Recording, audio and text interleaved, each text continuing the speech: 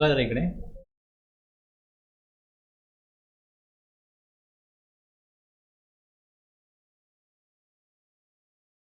Tax पेअरचं काम काय, तो सेल्फ असेसमेंट करतो,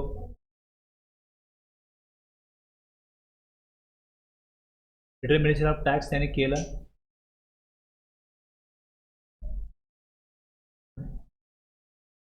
GSTR 1 फाईल केला,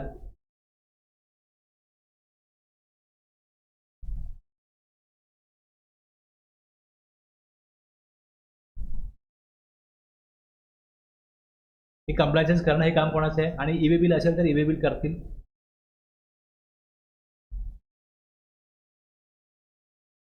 ऑब्लिगेशन जे फॉलो करायचे त्यांना त्याप्रमाणे ते इनवॉइस बनवतील, टाइम ऑफ सप्लाय बघतील, व्हॅल्यू ऑफ सप्लाय बघतील, रिटर्न फाईल लेट केलं तर इंटरेस्ट लेट फीज भरतील, आणि हे सगळं प्रॉपरली केलं की नाही केलं हे चेक करण्याचं काम कोणाचं आहे आता, की जे स्क्रुटिनी करतील. स्क्रुटिनीमुळे हे कळेल, पण स्क्रुटिनी पण सगळ्यांची होणार नाही, त्यामुळे स्क्रुटिनी आहे. बाकी जे आपण बघितलं की assessment of non filers, assessment of unregistered person, आणखीन काय होतं समरी असेसमेंट, हे सगळं डिपार्टमेंट करणार की प्रॉपर टॅक्स जमा व्हायला पाहिजे आणि कायद्याप्रमाणे काम व्हायला पाहिजे, हे एक आहे. दुसरं इन्स्पेक्शन बघितलं आपण, आणखीन ऑडिट आहे, आणि वेगवेगळ्या प्रकारे माहिती मागवण्याकरता आपण बघितलं की जसं समन आहे, आणखीन काय बघितलं ते स्टॅटिस्टिक्स मागवतात, माहिती मागवतात, हे सगळं आहे. यातून जी इन्फॉर्मेशन येते त्यातून जर का प्रॉपर टॅक्स भरला गेला नसेल तर मग सेक्शन 73 किंवा 74 जो आहे त्याच्यामध्ये काय प्रोसिजर आहे की शो कॉज नोटीस पाठवा आणि विचारा की तुम्ही जो टॅक्स जमा केला, एक तर टॅक्स जमा करणं किंवा इनपुट टॅक्स क्रेडिट घेणं, आणि तिसरं रिफंड घेणं. ह्या 3 प्रकारातनं काय होतं, एक कम्युनिकेशन होतं टॅक्ससाठी टॅक्स पेअरकडनं की ITC आम्ही किती घेतला, हा चुकीचा घेतला गेला तर त्याच्याकडे टॅक्स देणं आहे टॅक्स पेअरला, की आउटपुट टॅक्स प्रॉपर नाही भरला तर मग कमी भरला टॅक्स, आणखी रिफंड चुकीच्या पद्धतीने घेतला किंवा रिफंड त्याला अधिकार नसताना त्यांनी घेतला. ह्या तीनच प्रकार येतात. ह्या प्रकरणामध्ये जर का कुठे त्याच्याकडनं डिफॉल्ट झाला असेल, शोकॉज नोटीस पाठवा, त्यानंतर त्याकडनं रिप्लाय घ्या, रिप्लाय घेतल्यानंतर रिप्लाय समाधानकारक असेल तर ती कारवाई संपते, अदरवाईज पुढे त्याला मग नोटीस ऑर्डर काढली जाईल, शोकॉज नोटीस नंतर ऑर्डर काढली जाईल की आता तुम्ही काय करा, इतकी अमाऊंट भरा, आणि जर ती अमाऊंट त्याला भरणं मान्य नसेल तर तो मग अपील करेल, मग पुढची अपील प्रोसिडिंग चालू राहील. आता ह्याच्यामध्ये जी 73 आणि 74 ची प्रोसिजर आहे ह्याच्यामध्ये 2 महत्त्वाच्या गोष्टी काय आहेत की शो कॉज नोटीस ही किती कालावधीमध्ये काढायला लागते, आणखीन ऑर्डर किती कालावधीमध्ये काढायला लागते, एक कालावधी तिथे निश्चित केलेला आहे. तर मी एक आर्टिकल काढलं आहे टॅक्स गुरुमधलं, हे आर्टिकल काढलं, ह्यात त्यांनी दिलं आहे 17-18 ते 21-22 त्यांनी यामध्ये या आर्टिकलमध्ये माहिती दिलेली आहे की शो कॉज नोटीस. आता ही जी शो कॉज नोटीस किंवा ऑर्डरची आपण जे दिले कालावधी आहे, हा जो कालावधी आहे हा कालावधी GSTR 9 कधी भरला त्यानंतर तो कालावधी मोजला जातो.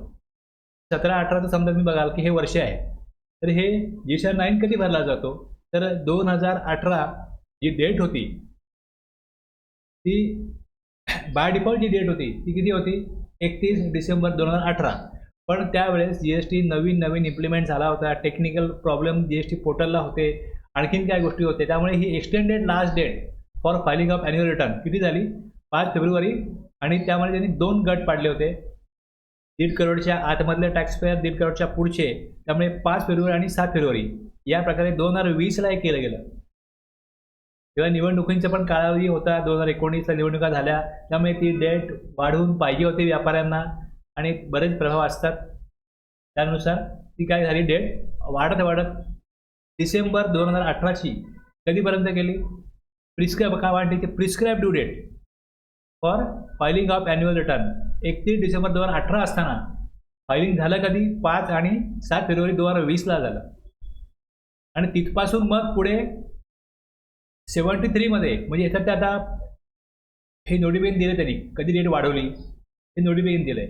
त्यानंतर पुढे last date to preserve account record हे सेक्शन 36 मध्ये दिलंय की 72 महिने मेंटेन करायचे. GSTR 9 भरल्यापासून पुढे 72 महिने अकाउंट रेकॉर्ड्स मेंटेन करायचे. म्हणजे समजा GSTR 9 भरला तर ऑर्डर किंवा नोटीस काढायची आहे, त्याचा एक कालावधी आहे. तो कालावधी 36 महिने ऑर्डर काढण्याचा आहे सेक्शन 73 प्रमाणे आणि 60 महिने 74 मध्ये. पण अकाउंट रेकॉर्ड मेंटेन करण्याचा कालावधी हा 72 महिन्याचा आहे.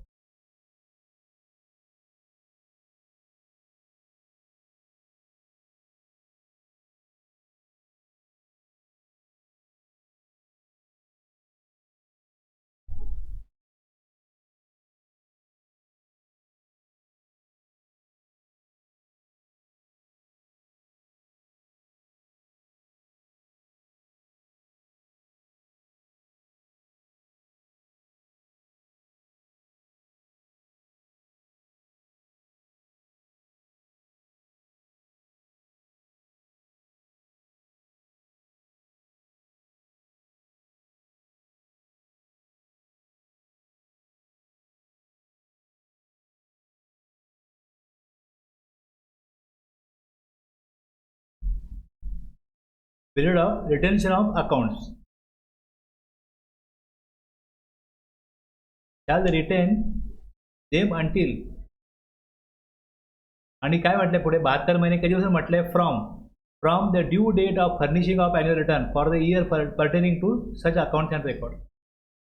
ड्यू डेट जर वाढवली गेली तर ऑब्वियसली काय होणार, हे पण पिरियड वाढणार. मग त्यानुसार वाढलेला कालावधी किती आहे हेही बघायला लागेल. म्हणजे अकाउंट रेकॉर्ड्स हे ऑब्लिगेशन कोणावरती आहे, टॅक्स पेअरवरती आहे की अकाउंट रेकॉर्ड मेंटेन करा 72 महिने. नोटीस काढली जाऊ शकते का 3 वर्षानंतर, ऑर्डर दिली जाऊ शकते का, त्याचं उत्तर नाही आहे. पण दुसरी कोणाची प्रोसिडिंग असेल त्याच्यामध्ये समजा एखाद्याची अकाउंट रेकॉर्ड बघायचे असतील तर ते बघितलं जाऊ शकतात, त्यातली माहिती विचारली जाऊ शकते.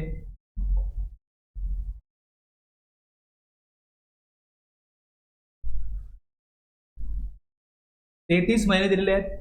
डेट टू इश्यू नोटीस 33 महिने कधी बसणार. आता जिकडे ही डेट दिलेली आहे, ड्यू डेट झाली, GSTR 9 फाईल झाला, तर 33 महिन्यामध्ये काय केलं पाहिजे, ती नोटीस काढली पाहिजे, शो कॉज नोटीस काढली पाहिजे. आणि त्यानंतर 3 महिन्यामध्ये ऑर्डर काढली पाहिजे. म्हणजे 36 महिन्यामध्ये काय निघालं पाहिजे,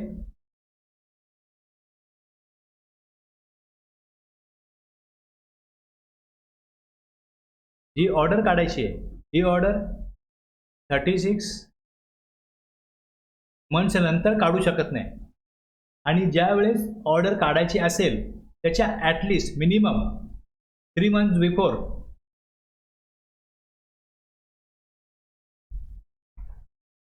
शो कॉज नोटीस दिली पाहिजे. आता शो कॉज नोटीस दिल्यापासून पुढे जर का 6 महिन्यात ऑर्डर काढली जात असेल आणि या 6 महिन्यामध्ये 36 मंथ जर कंप्लीट होत नसतील तर ऑर्डर काढली जाऊ शकते का, मला प्रश्न काय काय. समजा इकडे 24 महिने झाले, 24 महिन्यामध्ये काय झालं, 24 मंथ्समध्ये शो कॉज नोटीस पाठवली.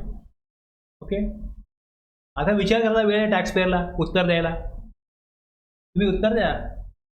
आता जर ऑर्डर काढायची असेल तर मग ऑर्डर समजा इथे 24 महिने 30 महिने झाले आणि मग इथे ऑर्डर काढली, डिमांड ऑर्डर काढली. चुकीचं होईल का बरोबर होईल. लिमिट काय दिलं आहे, 36 मंथ्समध्ये काय केलं पाहिजे, ऑर्डर काढली पाहिजे आणि मिनिमम 3 महिने अगोदर शो कॉज नोटीस दिली पाहिजे. म्हणजे टॅक्स पेअरला त्याचे अकाउंट रेकॉर्ड बघायचे आहेत, त्याच्याकडे कुठे काय डिफॉल्ट झाला आहे चेक करायला, त्याला वेळ द्यायला पाहिजे ना, त्याला रिप्लाय करायला उत्तर द्यायला वेळ द्यायला पाहिजे. म्हणून तो 3 महिन्याचा कालावधी लॉ मेकरनी बनवला आहे. पण जर 3 महिन्याच्या जागी जर का 4 महिन्याचा कालावधी दिला, 5 महिन्याचा कालावधी दिला, 6 महिन्याचा कालावधी दिला तर तो घेऊ शकतो. फक्त टाइम लिमिट काय, एकदा का तुम्ही शो कॉज नोटीस दिली का त्यानंतर 36 मंथ नंतर ऑर्डर काढता येणार नाही. आलं लक्षात.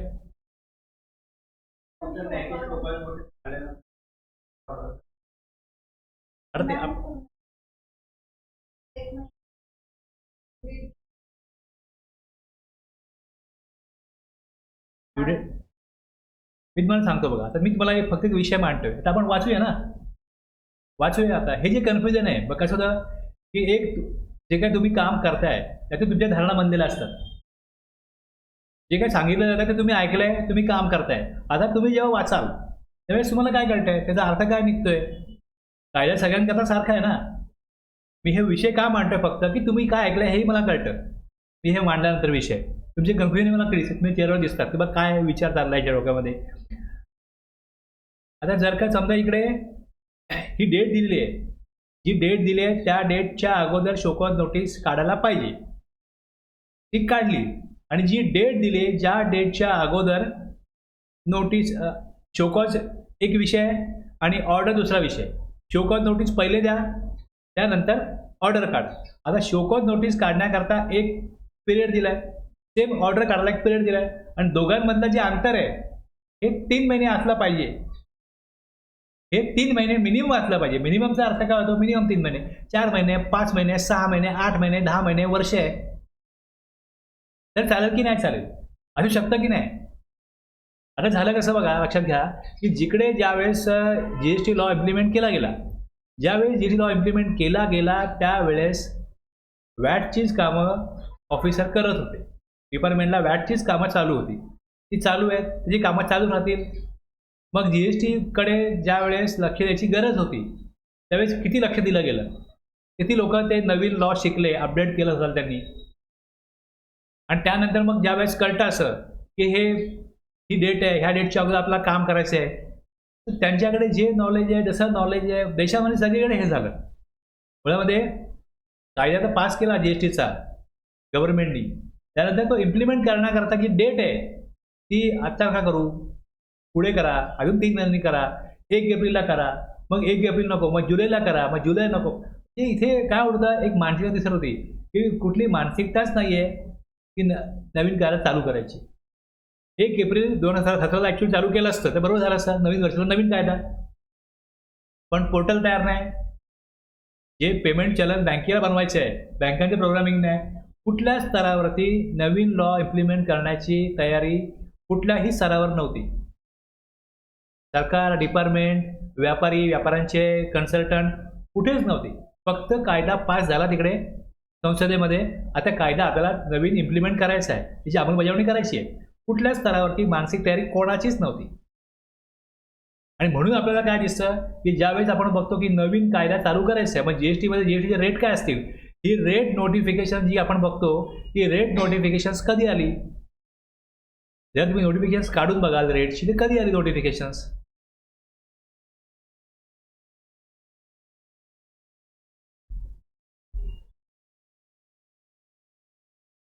28 जून.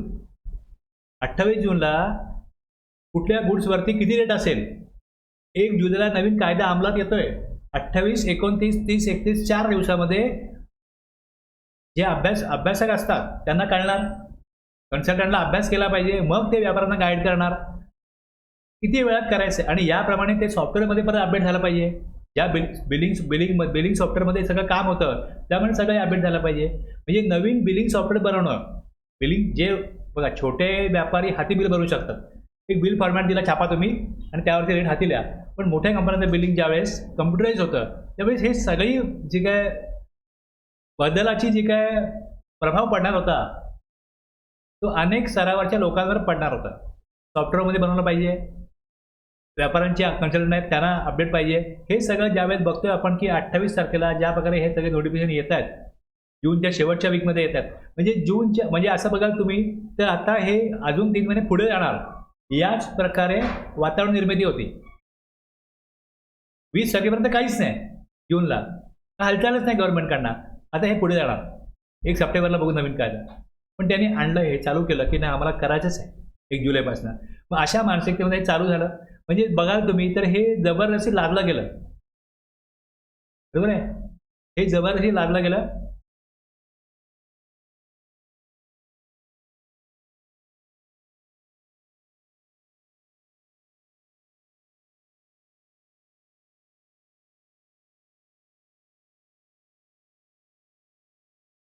त्या बघितलं आपण इतिहासामध्ये वाचलं असं की तानाजीला तो सिंहगड जिंकायलाच होता. त्यांनी दोर कापून टाकले काढाविषयी. दोर कापलेला आहे, आता एकदा उड्या मारून मारा किंवा लढून मारा. तसं हे लादलं गेलं की आता तुम्हाला लढायचं आहे. आता आपल्याला काय मागे फिरायचं नाही. आता नोटिफिकेशन काढलंय, नवीन कायदा आम्ही आणणार म्हणजे आणणार. मग हे लढायला लागलं आपल्याला आणि त्यामुळे जीएसटी आपल्याकडे आला. पॉझिटिव्हली विचार केला तर पॉझिटिव्हली आपण हा विचार करतो की आपण तयारच नसतो. नवीन बदलाला समाज कधीच तयार नसतो. फार कमी लोक असतात की अरे नवीन बदल केल्यामुळे काहीतरी चांगले फायदे होतील तर आपण तो घेऊया. त्यातनं हे आलं. त्यामुळे काय झालं, जसं जसं पुढच्या कारवाई आहेत, GSR 9 भरणं आहे, नवीन फॉर्मॅट, टेक्निकल प्रॉब्लेम, यातून ते पुढे पुढे जात गेलं. पहिला GSR 9 फार उशिरा भरला गेला. मी डेट बघाल मला दिसेल की prescribe due date for filing of annual return date दिसते. एक्सटेंडेड ड्यू लास्ट डेट कधी झाली ती दिसते. मग त्यानंतर पुढे last date to preserve accounts, last date to issue notice 4 November 2022. 2000 कायदा आला कधी आणि शोकत नोटीस दिली कधी, हे 33 महिने कधी पूर्ण होतात नवीन डेट एक्सटेंडेड डेटप्रमाणे. आलं लक्षात. म्हणजे हे तुमच्या डिपार्टमेंटला काम चालू होतं 4 नोव्हेंबर 2022 पर्यंत. 17-18चं काम चालू होतं. पुढची डेट आहे तुम्ही बघाल 18-19. 18-19ला last date to issue notice काय 30 सप्टेंबर. पुढे 3 डिसेंबर 2023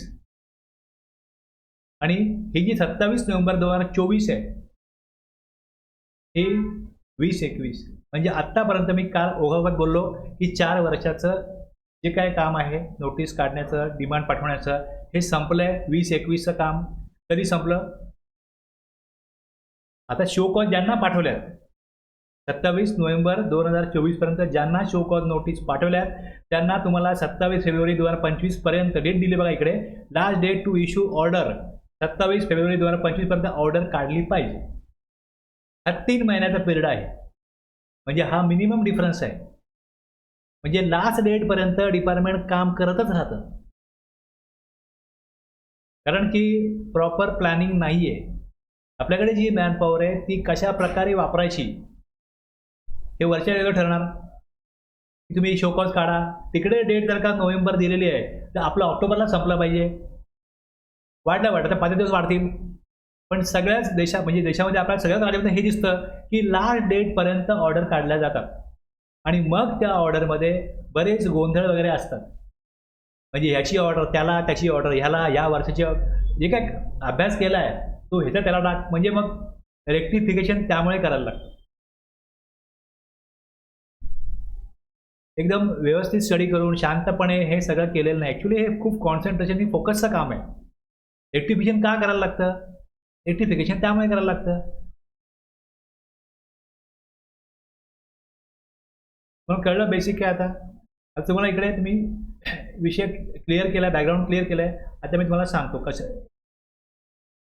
हां ठीक आहे.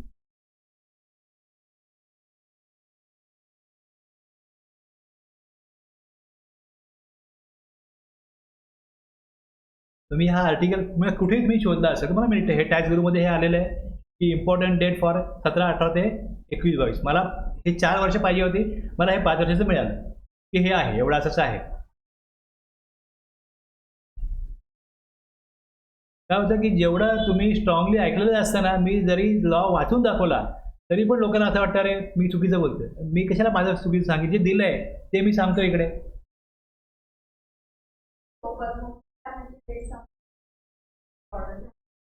नाही नाही मी तुम्हाला काय म्हणतो बघा तुम्हाला.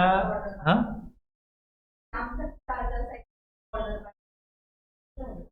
तुम्ही काय म्हणताय ना परत परत. आता हे बघा हे लिगली योग्य आहे का.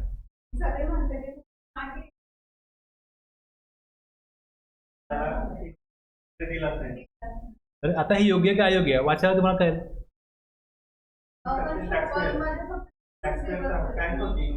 मग तेच तुम्हाला सांग.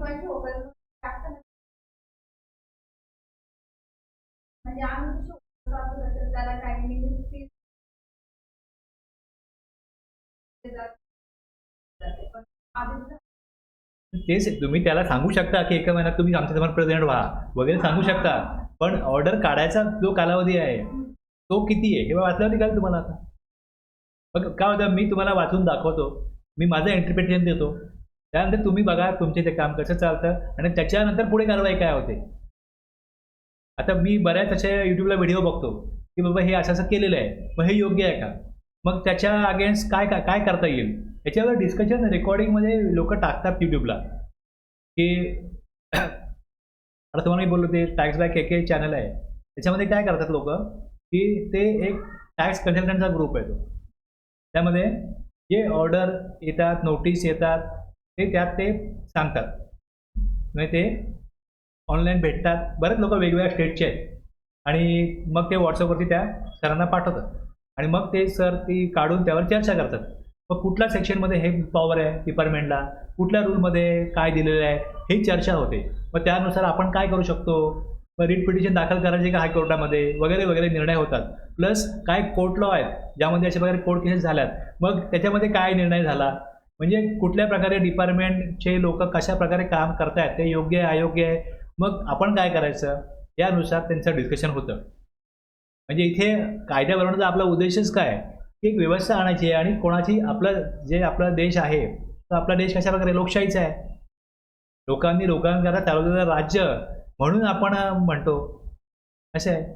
मग सगळ्यांना कायद्यासारखा आहे, कोणी व्यक्ती असो, जर कायदा सारखा आहे तर मग नियम दिलेले आहेत, इकडे ज्या तरतुदी केलेल्या आहेत त्यानुसार डिपार्टमेंट असो टॅक्सपेअर असो सगळ्यांकरता एकच कायदा आहे.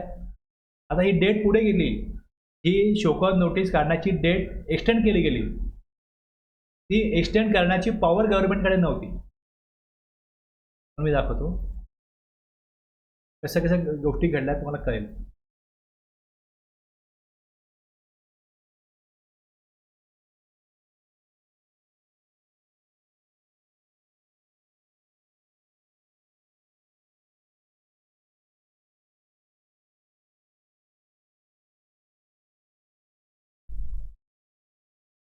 Power of government to extend time limit in special circumstances हा सेक्शन आहे. आता जिथे दिलेलं आहे की तुम्हाला 33 महिन्यामध्ये काय केलं पाहिजे, शोकॉज नोटीसने ऑर्डर काढली पाहिजे. आता ही जी डेटच आहे शोकॉज काढण्याची किंवा काय ही त्यांना वाढवायची आहे. म्हणजे GHR 9 डेट वाढवली ती गोष्ट वेगळी आहे, पण तिथपासून परत त्यांना काय करायला पाहिजे होतं, 33 महिने 36 महिने आणि मध्ये कोविड आला.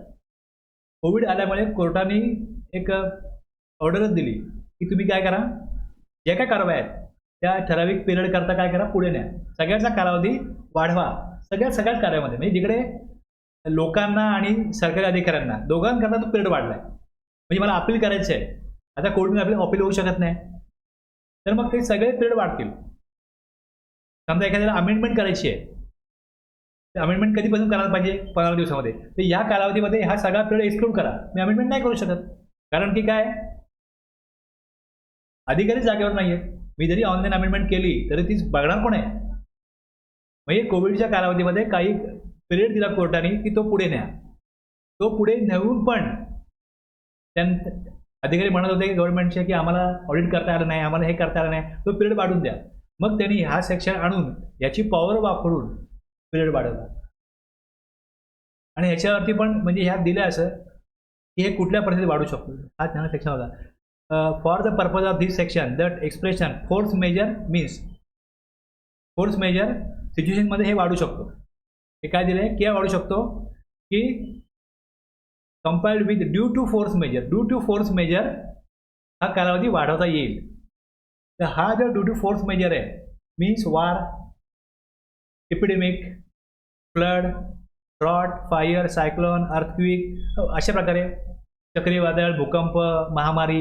आता तुम्हाला एकदा पिरियड वाढवला, आणखीन त्यांनी पिरियड वाढवला, तर किती वेळा पिरियड वाढवला, ह्याच्यावरती पण काय लोक कोर्टात गेले, किती वेळा तुम्ही वाढवला पिरियड, आणि मग जेव्हा जेव्हा पिरियड वाढवला तेव्हा किती वेळा तिकडे महामारी होती, सगळं चालू झालं होतं. मग सगळं चालू झालं असताना तुम्ही आणखीन एक्सटेन्शन देता, मग ते याच्यामध्ये बसतं का, फोर्स मेजर परिस्थितीमध्ये बसतं का ते, अशा विषय आहेत. मी वाचतो तुम्हाला, जास्त वेळ न घालवता.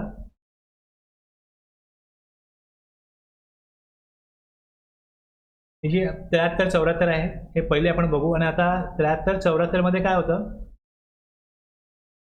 हे जे 36 महिने आणि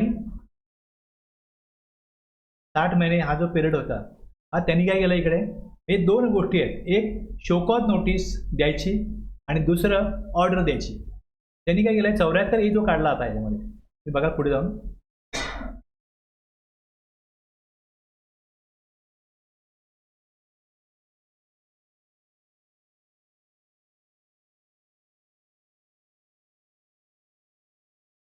हे दोन्ही एकत्र केले.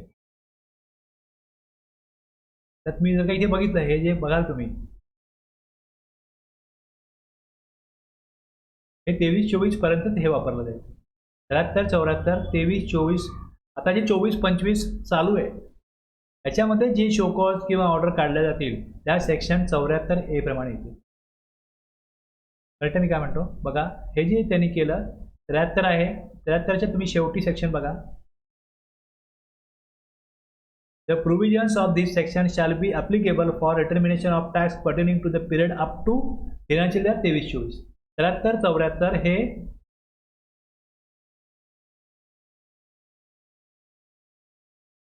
23-24 पर्यंतच लागू असतील. Tax period 23-24. त्यानंतर त्यांनी 74A आणलेला आहे आणि 74A मध्ये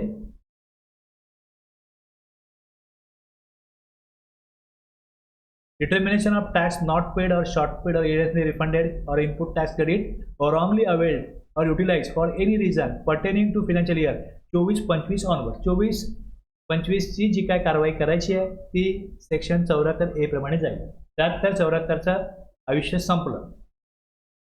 त्यात दिलं त्यांनी की अप टू 23-24 त्याच्या 74 जाईल आणि मग 73 आणि 74ची जी काय कालावधी आहे तो त्यांनी यात बदलला आहे.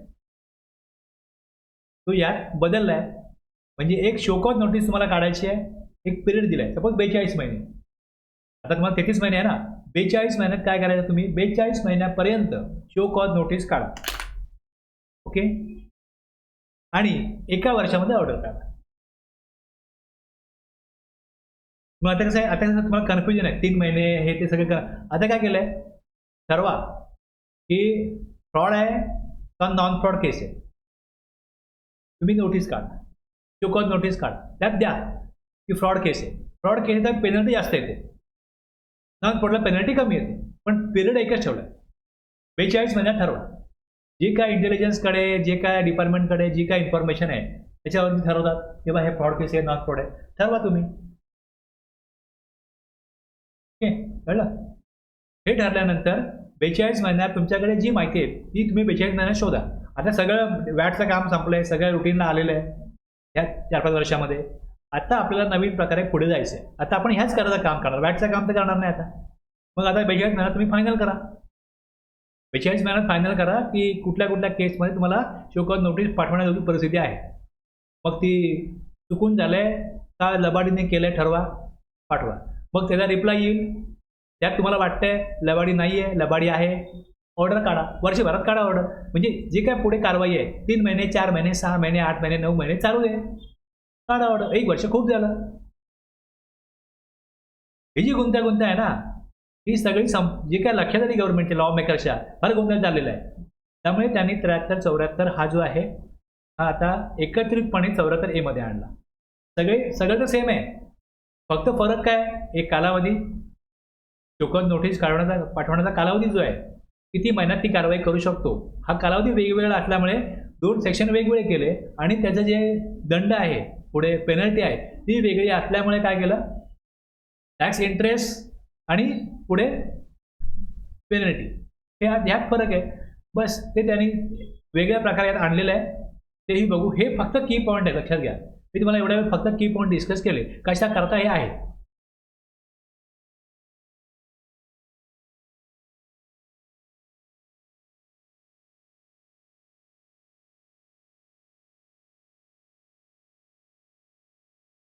हे जे आहे हे काम कोण करतं, एज्युकेटिंग ऑथॉरिटी करते.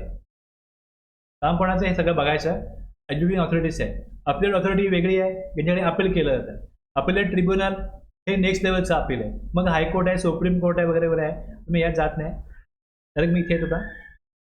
आता जेव्हा आपण सेक्शन 73 बघू तर याच्यामध्ये जे सेक्शन आहेत कशा करता हे पाठवायचं शोकॉज नोटीस हे दिले पहिलं.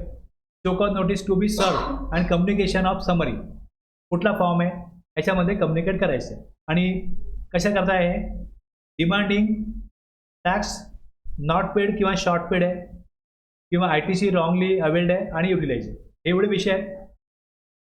आता याच्यामध्ये where it appears to the PO that where it जर असं लक्षात येतं POच्या where it appears to the PO that any tax has not been paid or short paid. ठीक आहे, म्हणजे टॅक्स प्रॉपर भरला नाही हे एक आहे, भरलाच नाही, भरला पण कमी भरला. दुसरं इरेनियसली रिफंडेड, लबाडीने चुकीने अधिकार नसताना रिफंड घेतला. Input tax credit has wrongly avail केलंय किंवा युटिलाइज केलंय. ओके, मी 3 घेतले. कोण लोक याला 1 म्हणतात, नॉट पेड 1, शॉर्ट पेड 2, मग इथे रॉंगली अवेल परत अजून 1, असे आणखीन 5 मॅक्झिमम 5 कॅटेगरी होतील. आउटपुटमधल्या दोन कॅटेगरी आणि ITC मधल्या 2 कॅटेगरी. रिफंडचा अधिकार नसताना रिफंड घेतला. ओके, मी 3 इव्हेंट आहेत, ITC, आउटपुट टॅक्स आणि रिफंड. मी 3 घेतले. त्याच्यामध्ये कुठेही अधिकार नसताना किंवा ऑब्लिगेशन फॉलो नाही केलं त्यांनी. इथे काय होतं, टॅक्स जो तुम्हाला कलेक्ट करायचा आहे समजा 18%च कलेक्ट केला पाहिजे, 12%च कलेक्ट करून भरला किंवा 18 कलेक्ट केला 12 भरला. Any tax has not been paid or short paid, erroneously refunded, ITC wrongly availed utilize. आता रॉंगली अवेल्ड चा कार आहे, कारचा ITC घ्यायचा नाही, त्यांनी कारचा ITC नाही घेतला, पण कारच्या मेंटेनन्सचा घेतला, सर्व्हिसिंगचा घेतला, रिपेरिंग मेंटेनन्स सर्व्हिसिंगचा पण ITC ब्लॉक आहे. जर असा घेतला असेल तर मग तो जसा ट्रान्सपोर्टर आहे, ट्रान्सपोर्टरला काय होतं ITC घेता येतो. आता जसं तो गाडी ती चालवून देताना काय करतो, टॅक्स कलेक्ट करतो, त्याला ITC मिळतो, बाकीच्या लोकांना मिळत नाही. आता ते कारचा ITC प्रॉपरली रिव्हर्स करतात, पण हे जे सर्व्हिसिंग आहे, रिपेअर मेंटेनन्स आहे, याचा ITC बघितलाच जात नाही. आता 3-4 दिवस झाले एकाने मला सांगितलं की माझ्या अकाउंट रेकॉर्ड्स खूप गडबड आहेत, तर जरा तुम्ही बघाल काय सगळं, माझं रिटर्न्स प्रॉपरली होतं की नाही हे सगळं जरा बघायचं आहे. तर हेही काम मी करतो, हे पण सर्व्हिस मी देतो की त्यांचा GSTR 1 काय भरला जातोय, 3B काय भरला जातोय, त्याप्रमाणे अकाउंट रेकॉर्ड्स काय आहेत. आता तर माझा खूप वाढतोय बिझनेस आणि तर मला हे सगळं कळतं आहे की बरोबर नाही आहे. तर मी एक डंपर घेतला, एक कॉन्ट्रॅक्टर डंपर घेतला, लाखो रुपयाचा माझा ITC आहे आणि मला CAने सांगितलं की तुम्ही एवढे लाख रुपये भरायचे, चलन भरायचे एवढं. म्हणतो मला माहिती आहे की मी काही लाखाचा टॅक्स भरला आहे, तुम्ही इंजिनियर आहे पण मला धंदा करायचा आहे, तर प्रत्येक घेतल्यामधलं काहीतरी माहिती पाहिजे, म्हणून मी थोडंफार माहिती करून घेतलं आहे. मग मी त्यांना बोललो मग डंपरला तुम्ही ITCला घेतला. मग तेव्हा त्यांनी सांगितलं ठीक आहे तुम्हाला या महिन्यात काही भरायला येणार नाही. म्हणतो मी हे नसतं बघितलं तर माझी काय हालत झाली असती. हे अशा प्रकारे आजही काम चालू आहे आणि हा जो ज्याच्याकडे तो काम दिलंय तो म्हणतो आमच्या आजोबापासून हेच आहे आमचे, एवढ्या वर्षाचा त्यांचा एक्सपिरियन्स आहे. पण शेवटी सगळ्या स्टाफवर सोडलेलं आहे, जो व्यक्ती हे काम बघतो त्यांनी काय बघितलं याच्यावर डिपेंड आहे. त्यामुळे म्हणतो मला काय आता खरं वाटत नाही आणि सगळीकडे असंच चालताना दिसतं, त्यामुळे माझं हे सगळं अपडेट करायचं आहे मला, तुम्ही बघा हे. त्यामुळे हा हलगर्जीपणा वरचेवर असतो. जर माझ्याकडे 4 कामं आहेत तर मी त्यांना न्याय देईन, पण जेव्हा माझ्याकडे 10 कामं होतात तेव्हा मी 2 माणसं हाताखाली घेतो आणि त्यांनी नाही लक्ष दिलं किंवा त्या स्तरावरची क्षमतेची कामं मला माणसं मिळाली नाही तर त्या कामाची क्वालिटी बिघडते. त्यामुळे अशा गोष्टी होतात. म्हणून हे प्रत्येक वेळेस फ्रॉड नसतो. आज सर्क्युलर दिलं आहे गव्हर्नमेंटने की ऑटो पॉप्युलेट जे होईल GSTR 3B मध्ये, त्यात तुम्ही काय करायला पाहिजे, जर तो टॅक्स तुम्हाला इलिजिबल नाही आहे आत्ताच्या परिस्थितीमध्ये तर तुम्ही तो रिव्हर्स करा आधारमध्ये, आणि जर परमनंटली रिव्हर्स आहे तर तुम्ही परमनंटली रिव्हर्स 17.5 प्रमाणे त्यात रिव्हर्स करा. मी आधी त्याचे रिटर्न भरलेले मला दिसत आहेत, जेवढा ॲनालिसिस केला त्यात ते रिव्हर्स करत नाही आहे. ऑल अदर ITC मधला आकडा एडिट करतात. ऑटो पॉप्युलेट झालेला आकडा मोठा आहे आणि ITC घेतलेला आकडा कमी आहे, म्हटलं हा का कमी घेतला. आता हे सगळं मला वर्किंग मागवायला लागेल की त्यांनी काय काय वर्किंग केलं आहे. एप्रिल टू डिसेंबर 10 महिने गेलेत, 9 महिने गेलेत, तर त्यांनी सांगितलं की पहिले मी सगळं अकाउंटिंग त्यांच्याकडेच दिलं होतं, आता मला माझं अकाउंटिंग करायचं आहे, एप्रिलपासून मला माझं करायचं आहे. मी जो काय माझा GST भरला, इन्कम टॅक्स भरला, मला समजतं की खूप गडबड आहे माझ्याकडे. त्यामुळे मी ठरवलं आता की एप्रिलपासून आपण आपल्या ऑफिसमध्ये 100% सगळं अकाउंटिंग करायचं. एक डेडिकेटेड अकाउंटंट मी ठेवणार आहे कामाला. आणि त्यात पण प्रॉब्लेम असा आहे, त्याला 70-80 हजार पगार द्यायचा ना त्या माणसाला, माणूस जे काय करतोय त्या माणसाकडे आयदर अकाउंटिंगचं नॉलेज आहे आणि ज्याला पोर्टलचं नॉलेज आहे तो अकाउंटिंगचं काम करायला जाईल 70-80 हजार घेईल. त्यामुळे यांना अशी माणसं मिळत नाही. मला सांगितलं की हे लोक तुम्ही ह्यांच्याकडनं सगळं करून घ्या आणि मला तुम्ही रिझल्ट द्या. तुम्ही एक काही दिवस द्या, या आमच्याकडे बघा हे सगळं. आता 9 महिन्याचं इथे रुटीनला आलं का मग महिन्याने तुम्हाला काही तास यायला लागेल, बघायला लागेल. फक्त माझं काम बरोबर चाललं हे बघा. मग त्यांना असं परवडतं. मग असे पण लोक आहेत कामं करणारे की ज्यांचं एक पार्ट टाइम जाऊन बघायचं की यांचं अकाउंटिंग बरोबर चाललं की नाही, जे काही व्यवहार झाले ते प्रॉपर रेकॉर्ड झालेत की नाही, त्याचा प्रॉपर टॅक्स पे केला गेला की नाही, TDS आहे, इन्कम टॅक्सच्या पॉईंट ऑफ व्ह्यू कंप्लायन्स झालेत की नाही, कंपनी लॉप्रमाणे कंप्लायन्स झालेत की नाही, आणि GST प्रमाणे सगळं ITC रिव्हर्सल वगैरे सगळं बरोबर झालं की नाही बघायचं. ते अकाउंट म्हणजे त्यांच्या सॉफ्टवेअरमध्ये पण दिसलं पाहिजे आणि पोर्टलला पण दिसलं पाहिजे. नंतर त्यांना कुठल्याही प्रकारे गोंधळ नको आहे. आता काय झालं म्हणतो, मी सगळं जेन्युअनली करतोय, कुठेही मी फेक बिलिंग वगैरे काहीच करत नाही, काहीच करत नाही म्हणतो, कुठेच काय करत नाही. पण मला कळतंय की आता मला खूप प्रॉब्लेम आहेत माझ्या अकाउंटिंगमध्ये. म्हणजे जर का मला काय नोटीस आली आहे तर काय दाखवायचं म्हटलं तर माझ्याकडे प्रॉपर अकाउंटिंग मी काय प्रेझेंट करू. मला कारण नसताना पैसे भरायला लागते ते मिटवायला सगळं, कारण की मी अकाउंट रेकॉर्ड मेंटेन नाही केलेली. ओके, लक्षात घ्या. तर काय होतं, हे कशामुळे होतं, कोण मुद्दामून करतो ह्याचा भाग नाही. प्रॉब्लेम असा आहे की तो म्हणतो मी बिझनेसमॅन आहे, हे कोण करणार. मग हे कळायला जे लोक आहेत ते लोक ह्याच्याकडे लक्ष देत नाही, अकाउंटंट मिळत नाही. अकाउंटंटने जे केलं आहे ते दाखवलं गेलं पोर्टलला, यात फरक आहे.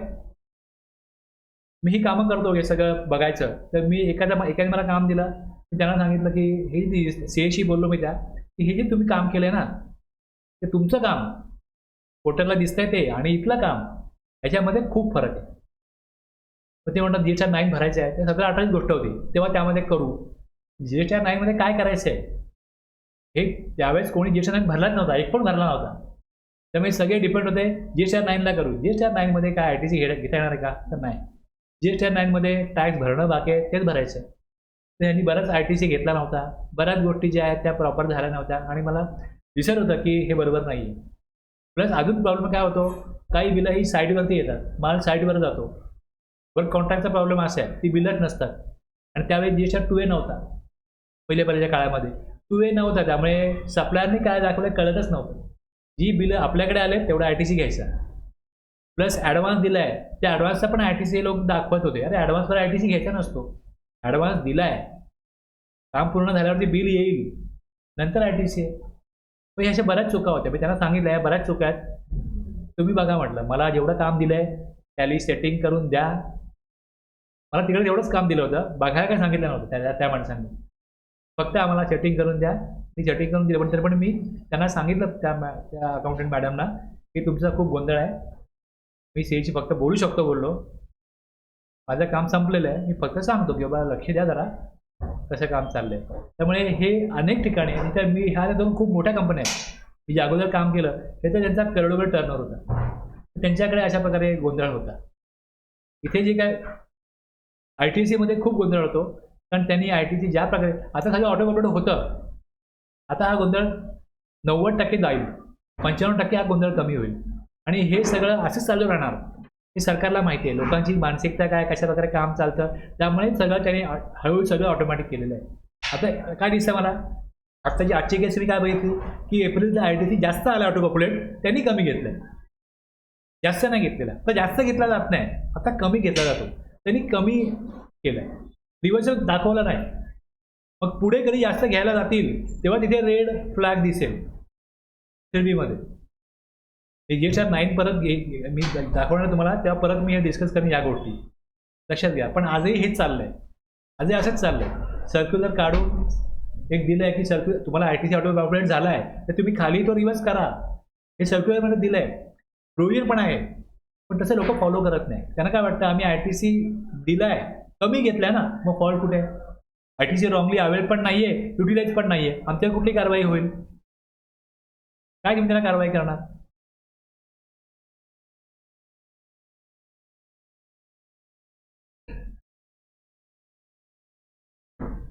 For any reason.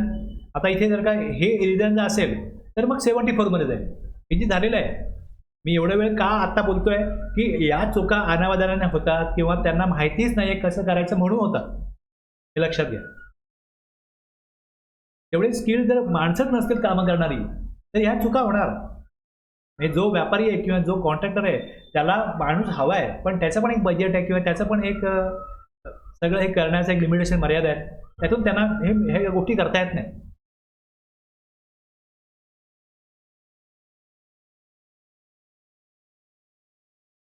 PO shall serve notice on the person chargeable with tax which has not been so paid or which has been so short paid or to whom the refund has erroneously. म्हणजे ही जे वरती कारणं दिलीत याच्यासाठी तो काय केलं त्यांना की चोकत नोटीस पाठवेल. कुठल्या पिरियडचं आहे, कुठल्या वर्षाचं आहे, कुठल्या महिन्याचं आहे, कुठे त्यांना दिसतंय हे सगळं त्यामध्ये यायला पाहिजे ना. एक्झॅक्टली जर का मी काय ते डिफॉल्ट केला आहे ॲज अ टॅक्स पेअर तर मला तुम्ही क्लिअरली जेव्हा मेन्शन कराल तुम्हाला कसं सापडली ही माहिती तर मी बघीन ना माझ्याकडे कुठे अकाउंटिंग मिस्टेक आहे, कुठे माझ्याकडे कंप्लायन्स मिस्टेक आहे हे मी बघीन ना तेव्हा, आणि मग मी मान्य की अमान्य करेन. कॉमन सेन्स आहे ना आधी हा. तर in the notice along with interest, मग जे काय तिथे अमाऊंट भरायची आहे, not pay the amount specified requiring him to show cause as to why he should not pay the amount. त्यांना हे की तुम्हाला ही अमाऊंट भरायला आम्ही का सांगू नये आणि तुम्हाला ही अमाऊंट भरायला का लावू नये, त्याच्यावरचा इंटरेस्ट आणि पुढे पेनल्टी लेव्हिएबल. हे रूल 142 मध्ये ही पुढची प्रोसिजर होईल. म्हणजे इकडे पहिले काय पॉवर कुठे आहे, सेक्शनमध्ये आहे पॉवर. या पॉवरप्रमाणे PO काय करेल, डिटरमाइन करेल की त्याला टॅक्स इंटरेस्ट आणि पेनल्टी किती लावली जाऊ शकते या कायद्यानुसार, आणि त्यानुसार त्या शोकॉज नोटीस त्याला पाठवताना 142 मध्ये की हा जो सेक्शन आहे ह्या सेक्शनच्या खाली तुमच्यावरती ही कारवाई का करू नये. आता ही जी कारवाई करायची आहे त्याच्यामध्ये एक तुम्हाला बघायला लागेल टाइम लिमिट. इथे टाइम पिरियड काय. आता show cause notice time limit for issue of show cause notice. आता बघा, the proper officer shall issue the notice. 73(1) मध्ये जी काय नोटीस इश्यू करायची आहे ती ॲटलिस्ट काय म्हटलंय, ॲटलिस्ट 3 महिने prior to the time limit. 73(10) मध्ये काय करायचं, इश्यू ऑफ ऑर्डर. ऑर्डर जर का 73(10) मध्ये मी जे तुम्हाला मगाशी सांगितलं आणि जे काय तुम्हाला दिसून येत आहे आता वाचा तुम्ही आणि मग तुम्ही तुमचं ठरवा की काय योग्य काय योग्य.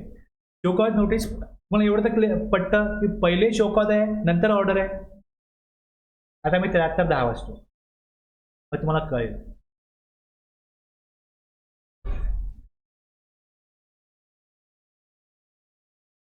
The proper officer shall issue the order. 73(9) मध्ये ऑर्डर काढायची. ऑर्डर काढायची आहे इकडे, ही ऑर्डर काढायची. ॲड्ज्युडिकेशन ऑर्डर काढायची आहे कुठे, 73(9) मध्ये. मग जी ऑर्डर काढायची आहे त्याच्यामध्ये किती पेनल्टी वगैरे असेल हे दिलं त्यामध्ये ऑर्डर, म्हणजे टॅक्स इंटरेस्ट पेनल्टी. आता जर तुम्ही खाली याल, ऑर्डर जी काढतोय तिकडे ती ऑर्डर कधीपर्यंत काढली जाऊ शकते. The proper officer shall issue the order within 3 years from the due date for furnishing of annual return to which the tax not paid or short paid or. आता याच्यामध्ये शॉर्ट पेड नॉट पेडला 3 वर्ष आहे आणि input tax credit wrongly available utilise relates to ज्या वेळेस त्यांनी refund घेतला आहे तिथपासून 3 वर्ष from the date of refund. हे हा विषय वेगळा आहे, हा विषय वेगळा आहे, मिक्स करू नका. रिफंड म्हणजे बघा, मी जर का GSR 9 भरतो तर त्या डिपार्टमेंटला कळतं आउटपुट टॅक्स काय दाखवलाय, ITC काय घेतलाय. पण रिफंड जर घेतला, रिफंड हा 2 वर्षामध्ये घेऊ शकतो. मग रिफंड घेतला तिथपासून तुम्ही रिफंड बरोबर घेतला की नाही बघा, 3 वर्षामध्ये त्याची ऑर्डर काढा. आता ऑर्डर काढायचा कालावधी फिक्स केला आहे, सपोज 36 मंथ्स हा आहे. ओके. आता जर तुम्ही 20 महिन्यामध्ये ऑर्डर काढली चालणार आहे का. एकदा GSR 9 फाईल झाला आणि तुम्ही 20व्या महिन्यामध्ये ऑर्डर काढता, चालेल की नाही चालेल. काय म्हटलं इकडे, विदिन 3 इयर्स म्हणजे विदिन 36 मंथमध्ये ऑर्डर काढली पाहिजे. म्हणजे 20व्या महिन्यामध्ये ऑर्डर जर का डिपार्टमेंट सगळं अपडेट चाललंय, 3 वर्ष मॅक्झिमम पिरियड आहे, GSR 9 भरला लगेच सापडलं लगेच शो कॉज. तुमच्याचकडे उत्तर आहे तुम्हाला आता की विदिन 3 इयर्स तुम्ही ऑर्डर काढा. आता जर का तुम्हाला 3 वर्ष दिले तर तुम्ही अगदी काय करता, मी ह्याच्या अगोदर लास्ट पिरियड, आता ह्याच्या पुढे काय नाहीच आहे आता, तेव्हा तुम्ही करताय.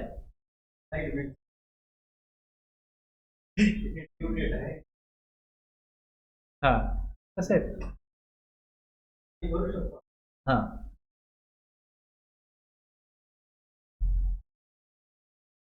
परत मी वाचतो आता, मला क्लिअर होईल. ॲटलिस्ट 3 मंथ्स काय म्हटलंय, at least 3 months prior to the time limit 7310. Okay, आता ॲटलिस्ट 3 मंथ म्हणतोय. समजा आता मी डिसेंबरला GSTR 9 भरला आणि तुम्ही जानेवारीमध्येच मला पाठवता शोकॉज. ओके, पाठवली म्हणजे 36 महिने आहेत. जर मला तुम्ही पहिल्या महिन्यामध्येच पाठवली, पहिल्या महिन्यामध्ये फर्स्ट मंथमध्ये GSTR 9 कधी भरतायत आणि कधी आम्ही काम सुरू करतो, डिपार्टमेंट एकदम तयार बसले, सगळं काम ओके, डिपार्टमेंट सगळं परफेक्ट झालं आहे, सगळ्या इयरचं काम मागच्या सगळं संपलेलं आहे. GSTR 9 भरला, लगेच जानेवारीमध्ये काढलं शोकॉज, चालेल की नाही चालेल. इथे काय म्हटलंय, 3 महिन्याच्या अगोदर शोकॉज द्यायची आहे. एकदा का वर्ष संपलं, मग इथे आपण तुम्ही हे तुम्हाला मी दिलं इकडे, ह्यात तुम्हाला काय दिसतं याच्यामध्ये की मॅक्झिमम पिरियड किती आहे. मॅक्झिमम पिरियड इथे 36, लास्ट डेट हे बघा, last date to issue notice 33 महिने. GSTR 9 भरल्यानंतरच शोकॉज पाठवता येते.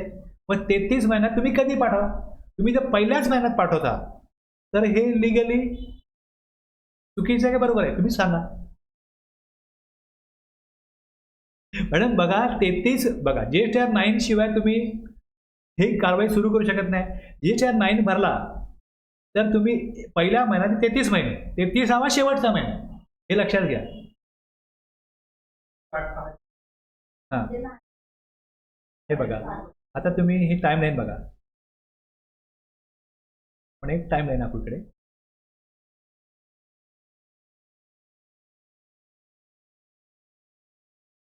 ही टाइमलाईन. आता तुमचा इकडे अशा प्रकारे महिने तुम्ही घ्याल, महिने घ्याल इकडे. GSTR 9 मी इथे फाईल केला, इकडे मी GSTR 9 फाईल केला. आता हा पहिला महिना, दुसरा महिना, तिसरा महिना, चौथा महिना, तुम्ही इकडे मला शोकॉज दिली. तर शोकॉज आणि ऑर्डर, शोकॉज आणि ऑर्डर याच्यामध्ये मिनिमम 3 महिने पाहिजे. प्रियर टू 3 मंथ्स ऑर्डर आणि शोकॉजमध्ये प्रियर टू 3 मंथ्स तुम्ही मला ऑर्डर तुम्हाला द्यायचीच आहे. पण त्याच्यापूर्वी नैसर्गिक न्यायतत्वानुसार मला तुम्ही शोकॉज पाठवा आणि विचाराल की तुम्ही उत्तर द्यायला या आम्हाला. तुमचं काय म्हणणं आहे ते आम्हाला सांगा. शोकॉज नोटीस तुमच्यावरती कारवाई का करू नये, तुम्ही या, हजर व्हा इकडे. हे काय झालं, तुम्ही नैसर्गिक न्यायतत्व opportunity of being heard follow करायला पाहिजे, लक्षात घ्या.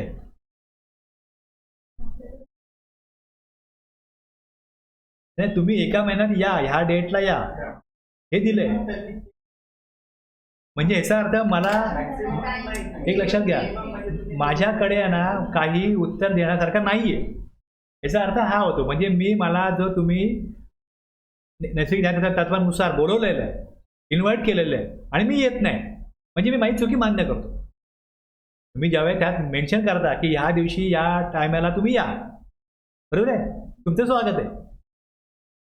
आता जर का मला माझी बाजू मांडायची आहे, मी तेव्हा गेलो पाहिजे ना, किंवा त्यावेळेला मी जाऊ शकत नसेन, काय अडचण असेल तर मी सांगितलं पाहिजे की मला दुसरी वेळ द्या, दुसऱ्या दिवशी या, मला माझा विषय मांडायचा आहे, किंवा आणखीन कालावधी द्या.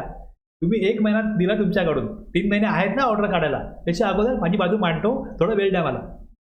जो जेन्युइन व्यक्ती आहे तो कम्युनिकेट करेल डिपार्टमेंटला आणि त्याच्याशी येऊन सांगेल की मला थोडा वेळ हवा आहे.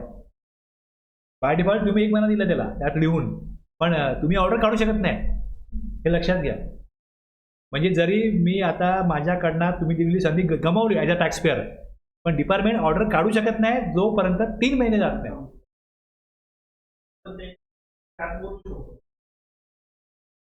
अपॉर्च्युनिटी ऑफ बिंग हर्ड तो 3 महिन्यात करू शकतो. 1 महिना तुम्ही दिलाय त्याला की तुम्ही या वेळेला या.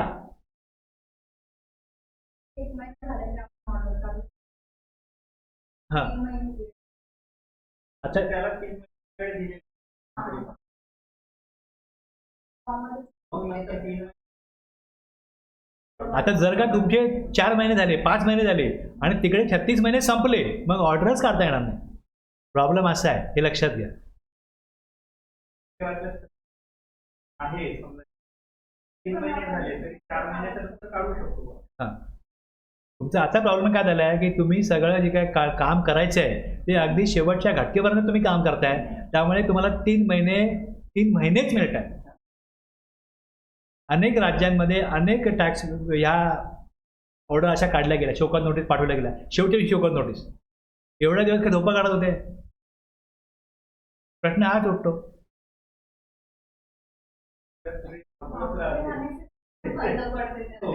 म्हणजे हे सगळे अव्यवस्था आहे. म्हणजे गव्हर्नमेंटनी पिरियड वाढवून घेतला की नाही बघा. GSTR 9चा पिरियड वाढला, डिपार्टमेंटचा पिरियड वाढला. मग आता तुम्हाला प्रॉब्लेम काय? आता म्हणून काय केलं, इन बिटवीन मग 36 महिने कमी पडतात आणि 60 महिने खूप जास्त आहेत. तर आपण 42 महिने ठेवू. 42 महिन्यात तुम्ही पूर्ण करा. हे आता केलेलं आहे. आणि हे जे काय हा जो कालावधी आहे, की तसं काय झालं 168A मध्ये तसं काय झालं तर वाढवता येईल, पण तसं काय घडलं पाहिजे ना. म्हणजे आता प्रॅक्टिकली असं दिसतंय की डिपार्टमेंटकडे पुरेसा वेळ होता. त्यांना शेवटी दिवसापर्यंत हे सगळं जर ते करत असतील देशामध्ये, सगळ्याच राज्यामध्ये सगळेच अधिकारी, तर याचा अर्थ ही अव्यवस्था आहे. हा अशी पण आहे ही अव्यवस्था आहे, हे दिसतं.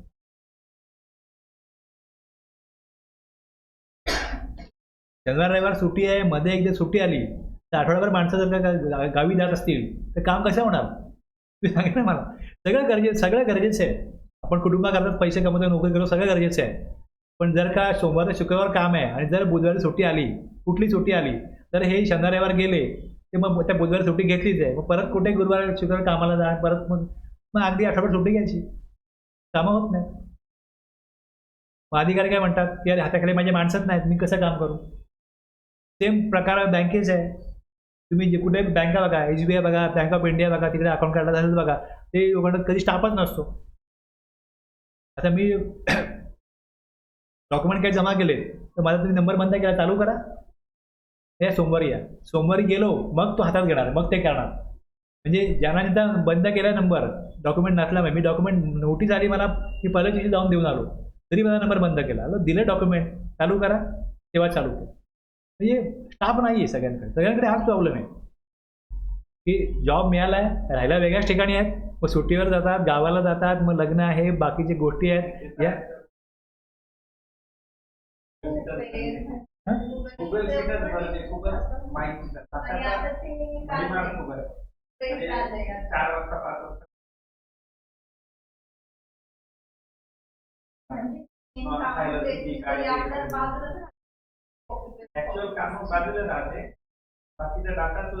पण ही पण एक अव्यवस्थाच आहे ना.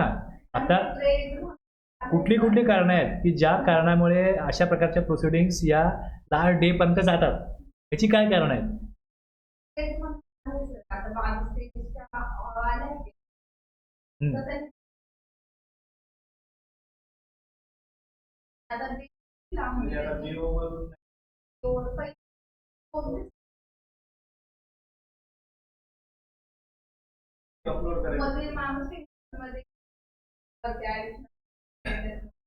आता बघा ते तिथे काम चालेल तसं चालेल. तुम्हाला काय गोष्टी कळतायत, यातून तुम्हाला नक्की तर काय चालतंय, कसं चालतंय, मग कोण काय बोलतंय, तुम्ही काय बोलताय, ते काय बोलतायत, 4 जण 4 गोष्टी बोलतायत आणि मग कळतं की आपल्याला नक्की खरं काय.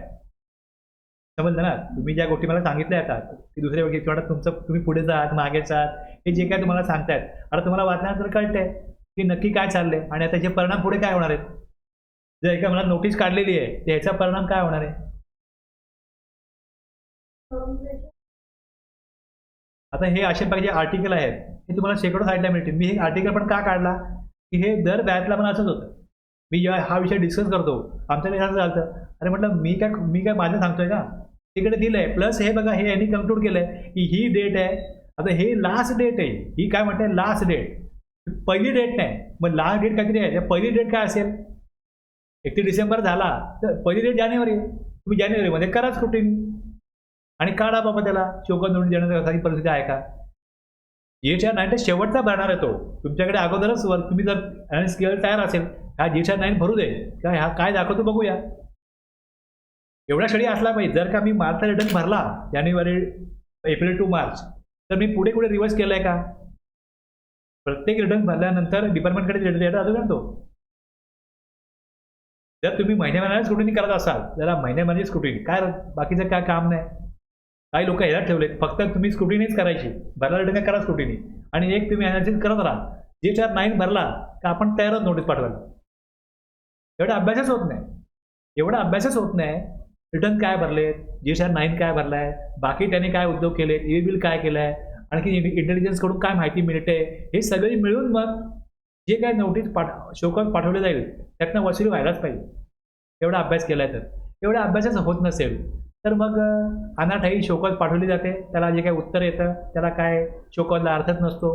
अशा गोष्टी, अशा घटना किती घडतील जर प्रॉपर त्याचा जो काय अभ्यासाचा तुमचा जो काय तिथे पाया आहे, बेसिस आहे, तो जर पक्का असेल आणि खरोखर तिथे काहीतरी टॅक्स चोरी झाली आहे किंवा ITC चुकीचा घेतला गेला आहे हे खरोखर फाइंड आउट केलं तर मग टॅक्स वसुली प्रॉपरली होईल. अदरवाईज फक्त इथे काय होईल, गधा मेहनत होईल की आपण करतोय, पाठवतोय आणि टॅक्स पेअरचा रिप्लाय येतो आणि आपल्याला मिळत काय नाही.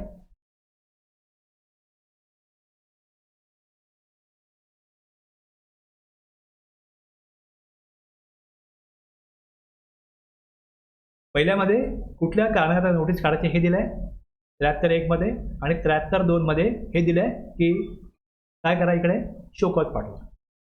कधी शोकॉज पाठवायची, इथे दिलंय 73(10) मध्ये जी तुम्ही ऑर्डर काढणार आहात ती 36 मंथमध्ये काढायची. तो पिरियड 36 मंथ आहे.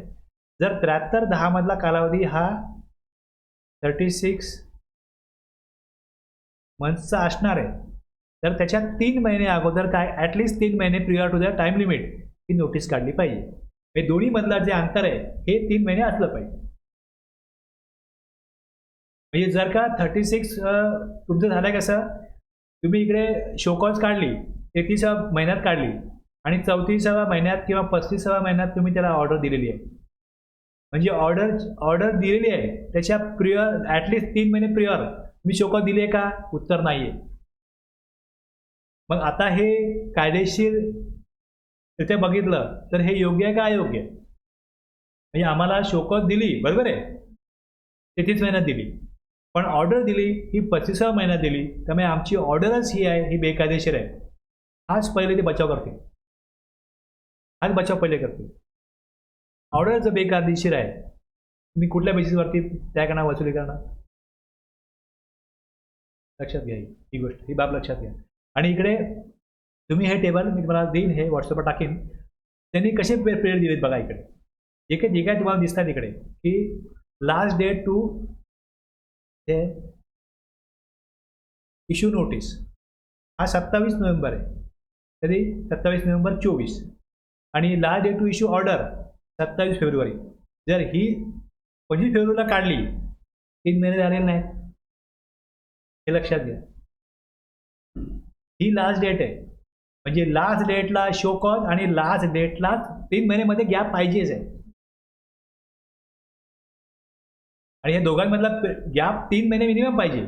इकडे लास्ट डेट दिले आहे, पण पहिली डेट काय असेल, जी डेट तिकडे असेल त्याच्यामध्ये आणि शो कॉजमध्ये जर दिलं आहे की at least 3 month prior to the time limit specified, 74/10च्या 3 महिने अगोदर शो कॉज दिली गेली पाहिजे. हा एक लक्षात घ्या, हा एक महत्त्वाचा मुद्दा आहे. याच्यावर तुम्ही चर्चा करू शकता तुमच्या वरिष्ठांशी, अजून कोणाशी चर्चा, हे दिलेलं आहे, आपण काढले का, तुम्ही काढले का प्रियर टू. मग ह्याचा अर्थ काय होतो, किमान 3 महिने अगोदर, किमान 3 महिने अगोदर कोड कलम 1 अन्वये नोटीस काढील. तुमची अधिकारी आदेश काढण्यासाठीच्या 73(10) मध्ये तिकडे जी स्पेसिफाय केलेली कालमर्यादा आहे त्या कालमर्यादेच्या किमान 3 महिने अगोदर काय केलं पाहिजे, नोटीस काढली पाहिजे. याच्यावर तुम्ही चर्चा करू शकता तुमच्या सहकार्यांशी, वरिष्ठांशी, हे असं आहे आपण करतोय का बरोबर. आणि आता ज्या नोटीस काढल्या गेल्यात त्याची पुढे काय परिणाम पण बघा.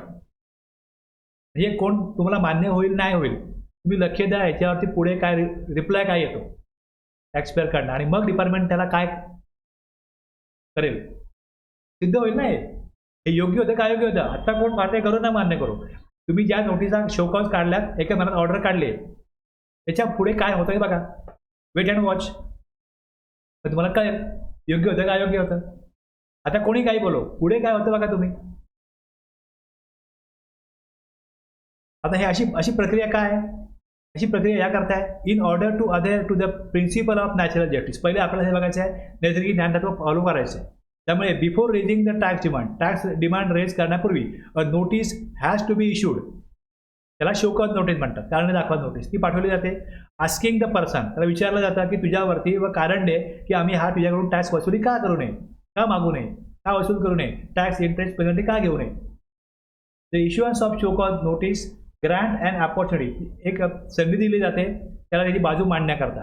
बिफोर एज्युकेशन ऑथॉरिटी त्याला संधी दिली जाते की ये आणि बाजू मांड. तुम्ही त्यात हे दिलं आहे की एका महिन्यात तुम्ही ह्या दिवशी या आणि तुमचं म्हणणं मांडा, की तुम्हाला आम्ही इन्व्हाइट करतोय या डेटला 11 वाजता तुम्ही या. हे तुमचं याला दिलेलं इन्व्हिटेशन आहे.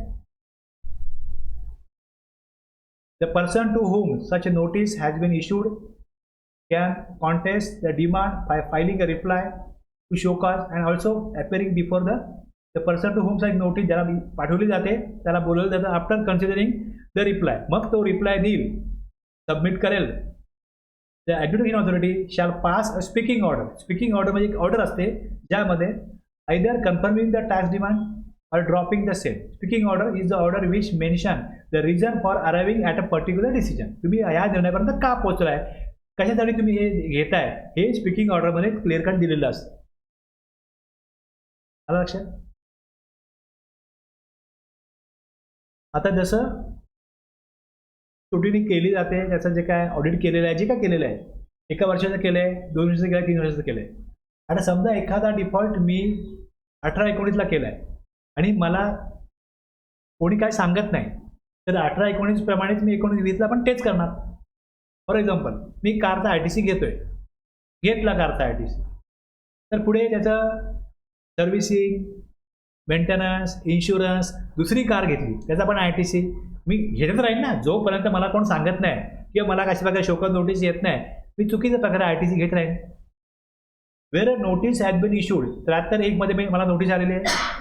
द प्रॉपर ऑफिसर मे सर्व स्टेटमेंट. म्हणजे जसं नोटीस आहे तसं एक स्टेटमेंट दिलं जातं containing the details of tax not paid और शॉर्ट पेड. जो डिफॉल्ट माझा 1 वर्षामधला आहे तो डिफॉल्ट 2ऱ्या वर्षामध्ये असेल for such period other than जे 73(1) ला 18-19 आहे, तर मग या स्टेटमेंटमध्ये वेगळा पिरियड असेल. 18-19, 19-20 आणि 20-21. ज्यावेळेस माझ्यावरती 18-19ची जेव्हा कारवाई चालू केलेली आहे त्यावेळेस त्यांना हे कळतं आहे की 19-20, 20-21 मध्ये मग हा डिफॉल्ट केला आहे का, केला आहे. तर मग याची काय केली जाईल, याला शोकॉज नोटीस आणि याचं या 2 वर्षाचं स्टेटमेंट पाठवलं जातं. कुठल्याचा, such period other than those. Cover त्याला 73(1) मध्ये हा पिरियड आणि बाकी 2 पिरियड करता स्टेटमेंट पाठवलं जातं. आणि जे स्टेटमेंट आहे service of statement, the service of such statement shall be D. मानलं जाईल की ते पण शोकॉज आहे of such person 73(1). The grounds raided upon of such period. म्हणजे सगळी डिटेल्स माहिती दिलेली आहे 73(1) मध्ये की हे ग्राउंड आहे, या ग्राउंडनुसार या सगळ्या ह्याच्यानुसार तुम्हाला आम्ही काय करतोय शोकॉज नोटीस पाठवतोय. आणि सेम स्टेटमेंटला हे पण दिलं आहे की जे शोकॉजमध्ये दिलेलं आहे ते त्या वर्षाकरता 18-19 सेम ग्राउंडसाठी तुम्हाला आम्ही पुढची 2 वर्ष ते पण स्टेटमेंट दिलं. हे स्टेटमेंट पण काय शोकॉज नोटीसच आहे. म्हणजे 3 शोकॉज नोटीस, 3 म्हणजे शोकॉज नोटीस पाठवायचे असतील तर एकाची शोकॉज नोटीस डिटेलमध्ये जाईल आणि बाकी 2 वर्षाचं स्टेटमेंट जाईल, कारण ग्राउंड सेम आहे. ग्राउंड सेम पाहिजे, ग्राउंड वेगळं आहे व वेगळी शोकॉज द्या.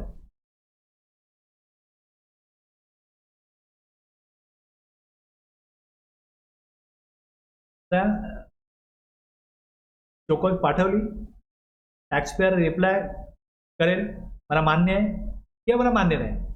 जर त्याला मान्य असेल तर the person chargeable with tax may before service of notice येण्या अगोदरच 73(1) मध्ये as a case way be statement, जे स्टेटमेंट किंवा त्याला शोकॉज पाठवली, pay the amount of tax. तो टॅक्स भरू शकतो, इंटरेस्ट भरू शकतो आणि on the basis of own ascertainment of tax such tax or the tax ascertainment by the proper officer. स्वतःहूनही भरू शकतो. म्हणजे हे कसं आहे, पहिले इंटिमेशन रूलमध्ये बघू आपण की शोकॉजच्या अगोदर पण त्याला एक इंटिमेशन जातं त्या इंटिमेशनमध्ये त्याला कळतं की तुमच्यावरती कारवाई सुरू करणार आहोत, तुम्हाला शोकॉज पाठवायची आहे आणि हे ग्राउंड आहे, या ग्राउंडनुसार तुम्हाला शोकॉज पाठवायची आम्हाला, हे एक इंटिमेशन आहे. त्यानंतर शोकॉज आहे आणि त्यानंतर जर स्वतःहून तो भरू शकतो टॅक्स, इंटरेस्ट, पेनल्टी, किंवा जर का समजा इंटरनल ऑडिट होतं त्यातच त्यांना कळतं त्यातही ते भरू शकतात की आम्हाला टॅक्स देणं लागतो, आम्ही टॅक्स भरू शकतात tax. Amount of tax, his on ascertainment of such tax or the tax ascertained by the proper officer and inform the proper officer in writing of such payment. Voluntarily payment करण्याची ही तरतूद आहे 73(5) मध्ये. आणि जर हे केलं, no show cause the proper officer on receipt of such information. म्हणजे ही पहिली ऑफर काय, आम्ही नोटीस काढणार नाही, आम्ही काहीच करणार नाही, ऑर्डर काढणार नाही, तुम्ही पेमेंट केलं आहे, proper officer on receipt of such information shall not serve any notice. Show cause पण काढणार नाही, म्हणजे तुम्ही पहिले इंटिमेशन दिलं, शोकॉज काढणार नाही, संपली कारवाई. As the case may be the statement on receipt of tax so paid or any penalty payable under this provision of the act rules made thereunder. पुढे इश्यू होणार नाही काहीच. हे 73(6) मध्ये. हा काय, हे कशाकरता केलं आहे, हा इथे कायदा काय करतोय, त्याला संधी देतो. The law provides an opportunity to the person chargeable with tax to pay tax and interest before the issuance of notice. Tax interest बनवून टाकतो. मग नो नोटीस, पुढे नोटीस काढली जाणार नाही. Where the proper officer is of the opinion that, आता जर amount भरली, समजा केव्हा कसं टॅक्सपेअरला बाबा मी 1 लाखाची नोटीस काढलेली आहे, मी 17,000 देणं लागतो, 30,000 तुम्ही एक्स्ट्रा लावले, किंवा मी 30,000 देतोय, 17,000 एक्स्ट्रा आहे. Where the proper officer of is opinion that the amount 73(5) falls short of the amount actually payable, जेवढी पेबल आहे कमी भरली आहे, he shall proceed to issue the notice. 73(1) मध्ये नोटीस, जेवढी अमाऊंट त्यांनी शॉर्टफॉल केली आहे, विच फॉल शॉर्ट, नोटीस काढलेली आहे. ओके. इंटिमेशन, जी काय मला माहिती दिली गेली त्यात मी सगळा टॅक्स भरला तर विषय संपतो, पण शॉर्टपेड मला मान्य नाही आहे, मला पार्शियली मान्य आहे, पार्शियली मला अमान्य आहे. If tax and interest is paid within 30 days, हे मी आता ब्रेक नंतर घेतो, ठीक आहे, थांबूया इथे.